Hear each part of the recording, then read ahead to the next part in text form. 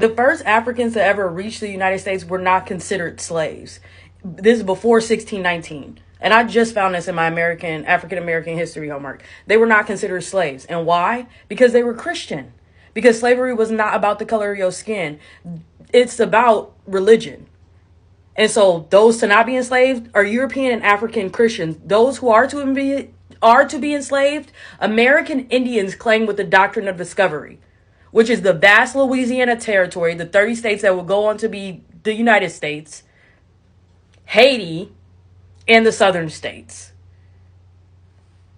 And so what I assume is that when people of color came over here, they was like, oh, these people look like us. We should maybe not hurt them. And again, intermixing and intermating is always going to happen. And I believe that's how we learned the Bible, because Africans are not dumb. They came over here speaking Arabic.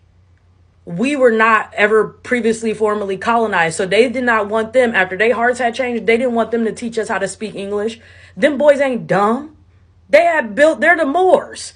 They came from North Africa and Europe. They're not stupid. It was us who was uneducated, and that's fine. We'll be that. We're still Americans, and we learned ourselves well, and we came up very well, and we appreciate that. But that doesn't mean that you can hide. We have to hide our identity behind you. Again, 5% of us can trace our ancestors to the African slave trade. So that means 95% of us are the American Indians taken with the doctrine of discovery, which says you can enslave people for the sake of conversion. That document was used for Haiti, the United States, and that's it.